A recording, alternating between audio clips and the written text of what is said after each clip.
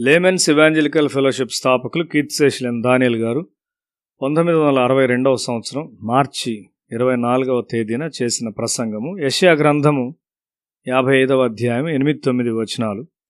నా తలంపులు మీ తలంపుల వంటివి కావు, మీ త్రోవలు నా త్రోవల వంటివి కావు, ఇదే యెహోవా వాక్కు.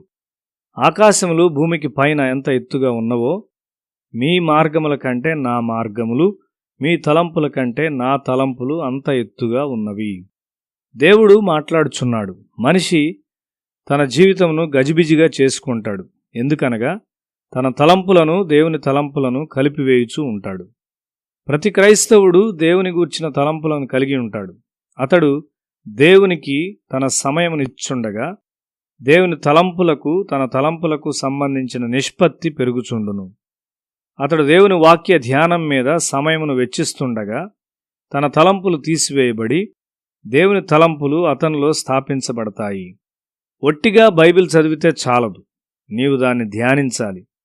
ఈ లోకంలో అనేక మంది తమ మత నాయకుల నుండి చాలా మంచి తలంపులను పొందుకుంటారు. అయితే అవి దేవుని తలంపులు కావు. చాలామంది నాయకులుగా ప్రాముఖ్యమైన వారిగా తయారవ్వాలని కోరతారు గాని అది ముఖ్యమైనది కాదు. నేను అభిషేకించి ప్రార్థించిన కొంతమంది మీదికి నా మీదనున్న దేవుని దీవెన వచ్చింది. నా పరిచర్యలో చూచిన ఫలితాలను వారిలో కూడా కనబడుట ప్రారంభమైంది. తక్షణమే వారు సహవాసంతో సంబంధాన్ని తెంచివేసుకున్నారు. ఎందుకనగా వారు దానితో సంతృప్తి చెందారు. ఒక స్థలంలో ఒక వైద్య విద్యార్థినిని ప్రభు యొద్దకు తీసుకుని వచ్చాము. ఆమె చాలా లోతుగా పాపంలోనికి వెళ్ళింది గాని మేము ఆమెతో ప్రార్థించి ఆమెను హెచ్చరించాము. ఆమె దేవుని రక్షణలోనికి వచ్చింది. తరువాత ఆమె మన వేసవికాలపు రిట్రీట్లో ఒకదానికి హాజరైంది. మన ఐక్య ప్రార్థనలో చేరక వ్యక్తిగతముగా ప్రార్థిస్తానని ఆమె చెప్పింది. ఆ వైఖరి ఒక తప్పైన ఆత్మను తెలుపుచున్నది. ఆ విధమైన స్వేచ్ఛాయుతమైన ఆత్మగల ఒక పురుషుని ఆమె వివాహమాడింది. వారి స్వంత విధానాల్లో దేవుని కొరకు వారు పనిచేయుచున్నారు. నీ తలంపులు దేవునివైతే నీవు ఒక జనాంగాన్ని దేవుని వైపుకి ఆకర్షిస్తావు. అన్ని విషయాల్లో సరిగా ఉన్నానని ఒకడు చెప్పలేడు. అయితే దేవుని వెలుగును పొందిన బృందము ఫలములు ఫలించుటను నీవు గమనించినట్లయితే ఆ బృందమును వెంబడించటం మంచిది. అనుసరించిన తలంపులు దేవునివైనట్లయితే వాటిని తెలుసుకున్నట్టుకు మనం చాలా జాగ్రత్తగా ఉండాలి.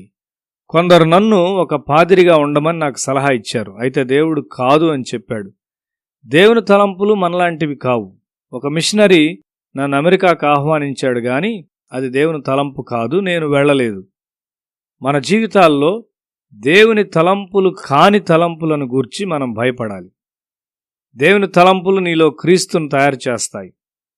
క్రీస్తు దేవుని తలంపులకు నిలయమై ఉన్నాడు. నా స్వీయ చిత్తం నేను చేయను, నా తండ్రికి ఇష్టమైన వాటిని మాత్రమే నేను చేయుదును అని యేసు చెప్పాడు.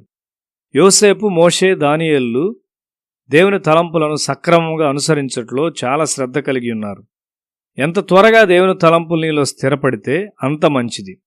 దేవుని వాక్యమును ధ్యానించినప్పుడు మరియు ప్రార్థించినప్పుడు నీవు దాన్ని హడావిడిగా చేయకూడదు. ఒక వ్యక్తిగా నీ వ్యక్తిగత సమస్యలతో ఉన్నావు.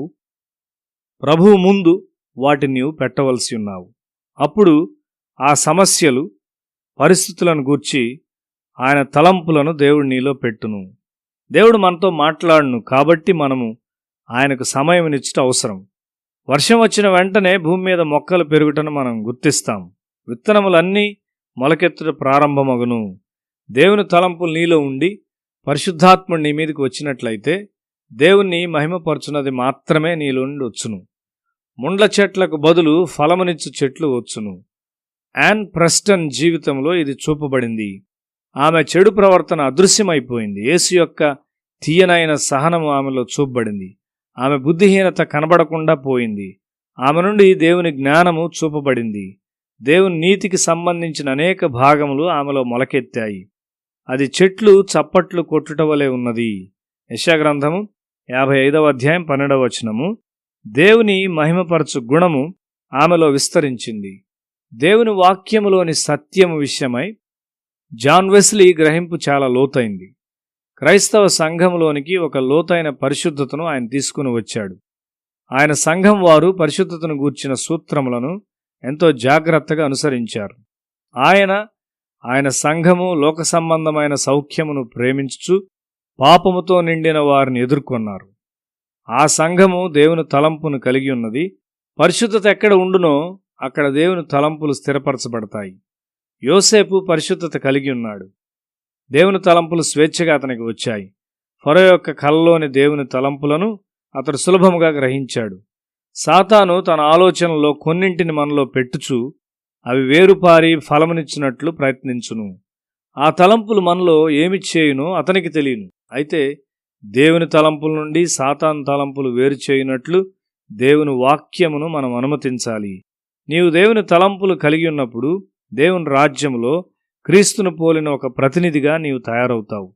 నీ ప్రయాస ఎన్నడూ వృధా కాదు. దేవుని పరిశుద్ధ తలంపులు మనలో సంపూర్ణంగా స్థిరపరచబడి ఆయన సారూప్యంలోనికి చేరునట్లు మనలో క్రీస్తు విత్తనం పెరుగునట్లు మన ధ్యానం ఉండాలి.